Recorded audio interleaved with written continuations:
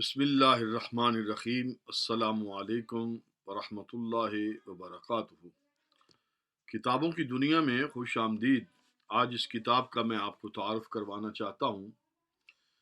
یہ ایک مختصر رسالہ ہی سمجھیے، ایمان والدین مصطفیٰ کریم صلی اللہ علیہ وسلم و نجات حضرت ابو طالب۔ اس کتاب کے مصنف امام اہل سنت شیخ المحققین حضرت قاضی محمد برخوردار ملتانی رحمۃ اللہ تعالی علیہ ہیں۔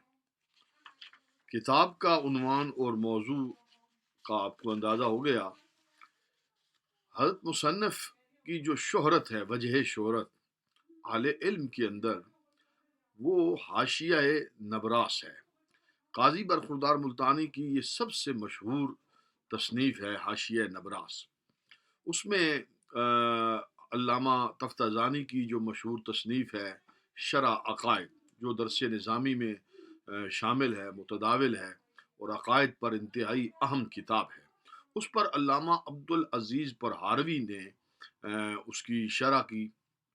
تو اس کے اوپر شرح عقائد کے اوپر شرح لکھی علامہ عبدالعزیز پرہاروی نے، تو اس کے اوپر حاشیہ لکھا حضرت قاضی برخوردار ملتانی رحمۃ اللہ تعالی علیہ نے، جو اہل علم میں بہت زیادہ مشہور ہے اور اس کی بڑی زیادہ اہمیت ہے۔ پاک و ہند کے علماء، افغانستان کے علماء، ماوراء النہر کے علماء کے ہاں یہ بڑا مقبولیت کا درجہ رکھتا ہے۔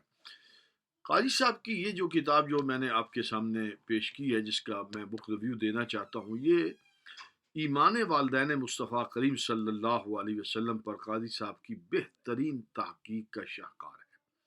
اس کے ساتھ ساتھ حضرت جناب ابو طالب، جو رسول اللہ صلی اللہ علیہ وسلم کے چچا ہیں، حضرت مولا کائنات شیر خدا تاجدار حلتا علی المرتضی رضی اللہ تعالی عنہ کے والد گرامی ہیں، ان کے ایمان پر بڑی تفصیل کے ساتھ گفتگو کی۔ مصنف کا انداز تحریر کا انتہائی دلچسپ ہونے کے ساتھ ساتھ آسان بھی ہے، اور تحقیق اور علم جگہ جگہ چھلکتا ہے۔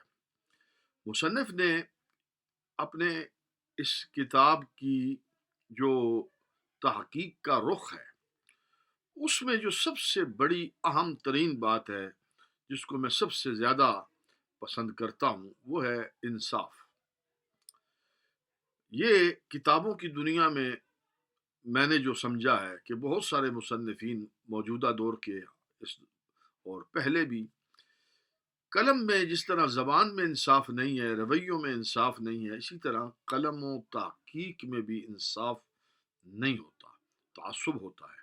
یہاں پر میں نے غور کیا ہے کہ قاضی محمد برخوردار ملتانی رحمۃ اللہ تعالی علیہ نے اپنے موضوع کے ساتھ پورا انصاف کیا ہے، یعنی جو آیات ہیں، جو احادیث ہیں، جو عدم ایمان پر اور ایمان پر دونوں طرح سے جتنے دلائل اہل علم دیتے ہیں، تو انہوں نے یکجا کیے، سب کو جمع کیا، سب کو ایڈریس کیا، سب پر کلام کیا، آیت کے اوپر گفتگو کی کہ اس آیت کا شان نزول کیا ہے، یہ آیت یہاں پر حضرت ابو طالب کے اس حوالے کے ساتھ ان کے عدم ایمان پر فٹ بیٹھتی بھی ہے یا نہیں، اس کو بڑے فنی اعتبار سے، اسی طرح احادیث کا انہوں نے اسناد کا، روات کا پوری طریقے سے جائزہ لیا اور پورا انصاف کیا۔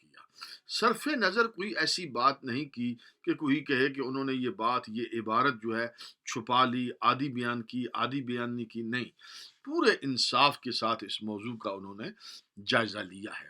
میں یہ سمجھتا ہوں کہ یہ کتاب پڑھنے کے لائق ہے۔ اس کتاب میں ایک اس کا صفحہ آپ کی خدمت میں پیش کرتا ہوں۔ اس میں اہل علم، علماء، اکابرین علماء اسلام کی آراء کو بھی مصنف نے شامل کیا، اس پر بھی تبصرے کیے۔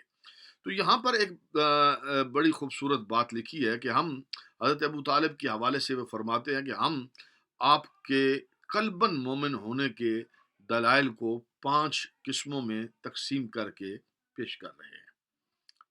نمبر 1، جب کبھی کوئی شخص القا بگوش اسلام ہوتا تو آپ بہت خوش ہوتے، یعنی حضرت ابو طالب۔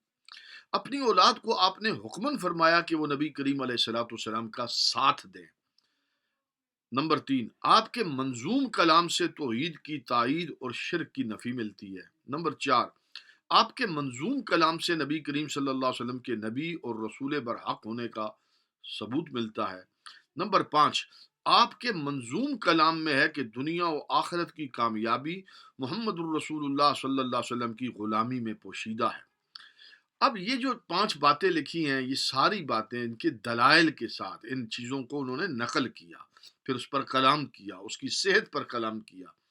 یہ مصنف کا جو انداز ہے بہت دلچسپ ہے۔ ایک پہلو اور بھی سن لیں، وہ کہتے ہیں کہ بس جو لوگ انصاف کے زیور سے آراستہ ہیں وہ معلوم کر سکتے ہیں کہ جو کچھ ہم نے بیان کیا ہے وہ نہایت ہی ٹھیک اور راستی پر مبنی ہے، کسی آیت یا حدیث کی تعطیل نہیں کی، بلکہ جو حدیثیں یا آیتیں ابو طالب کے حق میں بیان کی گئی تھیں ان کے ہم نے وہ معانی بیان کیے جو اشکال کو زائل، جھگڑے کو دور کرتے، آن جناب کی آنکھوں کو ٹھنڈک پہنچاتے ہیں۔